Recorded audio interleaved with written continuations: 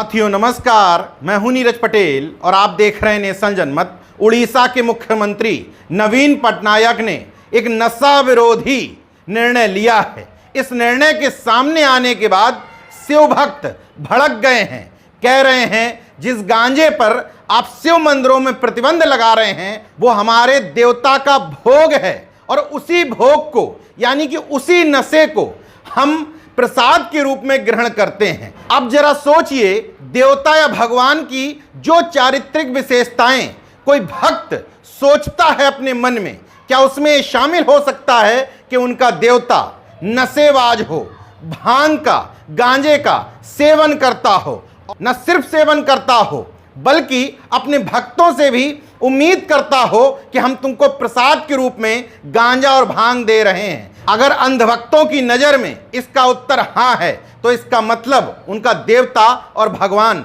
नशेलची है। अगर इसका उत्तर ना है, इसका मतलब उस तथाकथित देवता और उसके बीच का जो बिचौलिया है वो गांजे और भांग के सेवन के लिए उसको शंकर जी की बूटी बता दिया है। जरा सोचिए, क्या वास्तव में किसी धर्म की या किसी समाज की संस्कृति में शामिल हो सकता है कि वहां नशे का सेवन किया जाए?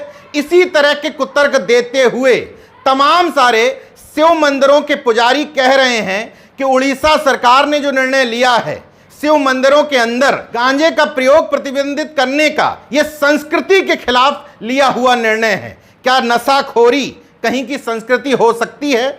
उड़ीसा के जाने माने समाज सेवी और पद्मश्री बाबा बलिया, जिनको सबसे ज्यादा श्रेय जाता है सरकार से गांजे के खिलाफ प्रतिबंध लगवाने के लिए, उन्हीं ने मुहिम छेड़ रखी थी। उनका कहना है, हमने शिव मंदिरों में गांजा के उपयोग पर रोक लगाने के अनुरोध के साथ केंद्र और उड़ीसा सरकार दोनों को पत्र लिखा था। अनुरोध पर विचार करने के लिए मैं ओडिशा सरकार का आभारी हूं।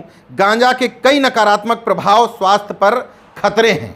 अब नेशन जनमत के दर्शकों का ये जानना जरूरी है कि ईश्वर के बीच के बिचौलिए जिस गांजे और भांग को भगवान का प्रसाद बता रहे हैं, एनडीपीएस एक्ट यानी narcotics drugs and psychotropic substance act 1985 के तहत गांजे की खेती करना, व्यापार करना प्रतिबंधित है, यानी कि अपराध की श्रेणी में आता है। उसी अपराध की इजाजत मंदिरों में आखिर क्यों दी जाए? कायदे से उड़ीसा सरकार के इस निर्णय का सभी मंदिरों के पुजारियों को गर्मजोशी से स्वागत करना चाहिए, क्योंकि हम अपने बच्चों को वैसे भी समझाते हैं कि नशे से, व्यसन से दूर रहो। अब जब सरकार ऐसा करने की कोशिश कर रही है तो कुछ मंदिरों में बैठे हुए तथाकथित धार्मिक ठेकेदारों को तकलीफ इसलिए है क्योंकि वो प्रसाद के रूप में नशे के सेवन के आदी हो चुके हैं और वो नशाखोर भक्त जो शिवलिंग पर चढ़ाने के नाम पर गांजा और भांग को खुद में चढ़ा जाते हैं, उनको ज्यादा तकलीफ हो रही है। हालांकि उड़ीसा सरकार के इस निर्णय और उसके बाद हो रहे विरोध से एक बात साफ हो जाती है कि जो बीच का बिचौलिया है वो अपने निजी स्वार्थ में अपने शौक पूरे करने के लिए बताता रहता है कि इस भगवान को दारू चढ़ती है, इस भगवान को मांस चढ़ता है, यहाँ नरबली दी जाती है, यहाँ गांजा चढ़ाया जाता है, यहाँ भांग चढ़ाई जाती है, यहाँ रुपया कौड़ी चढ़ाई जाती है। कोई पत्थर की मूरत आपसे नहीं कहने आती कि मुझे ये चढ़ाओ और अपने बच्चों को और भक्तों को नशे का आदी बनाओ। देखते रहिए नेशन जनमत, जागरूक और सजग बने रहिए। जय विज्ञान, जय संविधान, जय लोकतंत्र। धन्यवाद।